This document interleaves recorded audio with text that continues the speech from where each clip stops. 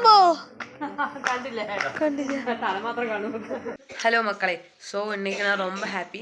ஏன்னா நான் எங்கள் அம்மாவை பார்க்க போகிறேன். அப்போ நீங்கள் நினைப்பீங்க இது டூப்பம்மான்னு. கிடையாது.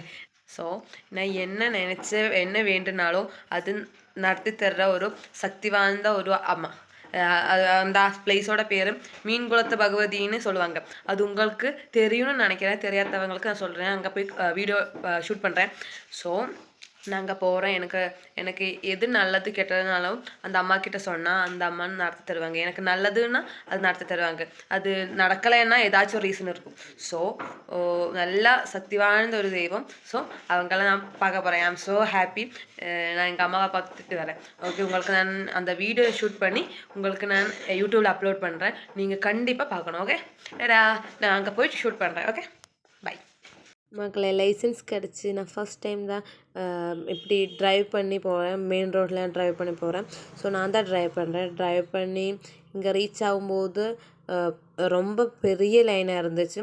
அப்புறம் நாங்கள் வந்து நின்னோம். ஸோ டிஎன் தமிழ்நாட்டில் எல்லாம் இருந்து நிறைய ஃபேமிலிஸ் எல்லாம் வந்து இங்கே விசிட் பண்ணுறாங்க.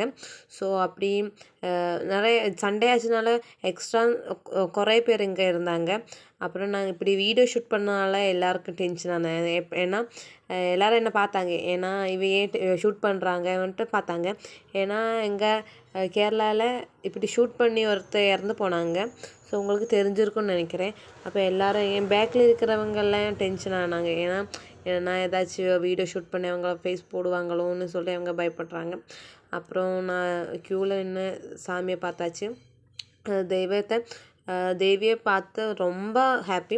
ஏன்னா அடுத்து நம்ம கிட்ட நின்று பார்த்தனால நல்ல தரிசனம் கிடச்சிருச்சு. அப்புறம் இப்படியே வந்து மந்திரத்தை சரடெல்லாம் கொடுப்பாங்க. ஸோ பைசா கொடுத்து தான் கொடுப்பாங்க. ஆனால் பைசா கொடுத்து நம்ம வாங்கிடுச்சு. ஸோ எனக்கு ஏதாச்சும் பிரச்சனை, எனக்கு ஏதாச்சும் மனசில் ஏதாச்சும் பிரச்சனை அப்படி இருந்துச்சுன்னா நான் இந்த அம்மா கிட்ட சொல்லுவேன். இல்லாட்டி இங்கே வந்து விசிட் பண்ணிடுவேன். அப்புறம் என் மனசு நிம்மதியாக இருக்கும். அப்படி இப்போ நீங்கள் ஏதாச்சும் வேண்டுனீங்கன்னா அது இந்த அம்மா நடத்தி தருவாங்க. ஏன்னா ரொம்ப சக்தியான தெய்வம். இங்கே தான் தேங்காய் எல்லாம் உடைப்பாங்க. ஏன்னா முட்டு திருப்புன்னு சொல்லுவாங்க. அப்படின்னா உங்களை ஏதாச்சும் பிரச்சனை இருந்துச்சா, பாடி பெயின், உங்கள் ஏதாச்சும் நீங்கள் யாராச்சும் வளரவே விடாமல் ஏதாச்சும் உங்களுக்கு ஃபீல் பண்ணிங்கன்னா நீங்கள் ஒரு தேங்காய், இங்கே பல ஆச்சாரங்கள் இருக்குது. அப்படி இருந்தாலும் தேங்காய் எடுத்து உங்கள் தலைக்கு மீது இப்படி ரொட்டேட் பண்ணி எரிஞ்சு உடைப்பாங்க.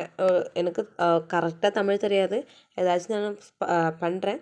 ஸோ ஏதாச்சும் மிஸ்டேக் இருந்தால் மன்னிச்சுக்கோங்க.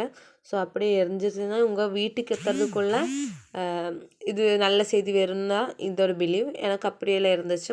அப்புறம் இங்கே ஒரு குளம் இருந்துச்சு. குளம் தானே சொல்லுவீங்க, எனக்கு தெரியாது. ஏதாச்சும் இருந்தால் மன்னிச்சுக்கோங்க. ஸோ இப்போ எப்படி ஸ்டெப் இறங்கி போனால் அங்கே ஒரு குளம் இருக்கும். அங்கே குளத்துக்குள்ளே ரொம்ப மீனெல்லாம் இருக்கும். ஸோ அது மீன் பார்க்குறதுக்காகத்தான் போனேன். ஆனால் அங்கே ஒரு பெரிய விஷயம் இருந்துச்சு. நான் நல்லா டென்ஷன் ஆகிட்டேன். ஸோ என்னது நான் இந்த வீடியோக்குள்ளே சொல்கிறேன். എന്തുണ്ട്? പാമ്പോ? കണ്ടില്ല.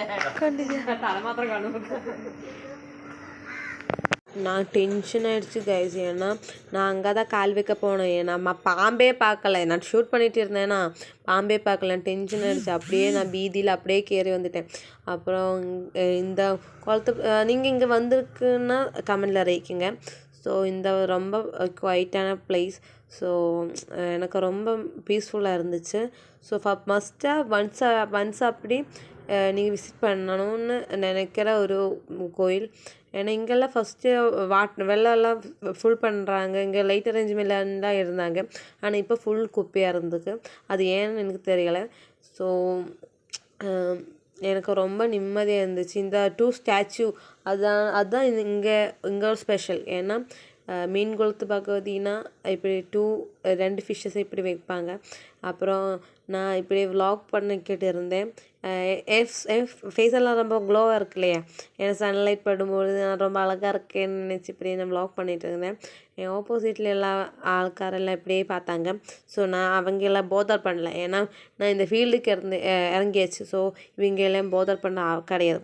அப்புறம் நான் தான் ட்ரைவ் பண்ணி போகிறோம். ஸோ நான் ட்ரைவ் பண்ண போகிறோம் கைஸ். அப்படியே நான் ட்ரை பண்ணி வீட்டில் எத்தியாச்சு. எத்தும்போது பாலாடை பிரதமன் அது அங்கே விற்கிறது பார்த்தேன். ஸோ அப்படியே நான் வாங்கிட்டு வந்துட்டேன். ஆனால் அவ்வளோ டேஸ்ட்டெல்லாம் இருக்கல. எங்கள் வீட்டில் வைக்கிறதும் அடிபொலியாக இருக்கும். அப்புறம் அப்படியே நான் டயர்ட் ஆகிடுச்சு. அப்போது உங்களுக்கு இந்த வீடியோ பிடிச்சிருந்துருந்தா லைக் பண்ணுங்கள், ஷேர் பண்ணுங்கள், சப்ஸ்கிரைப் பண்ணுங்கள். இதே போலത്തെ வீடியோ வேணும்னா கமெண்டில் அறிவிக்கிங்க. Thank you so much. பாய்.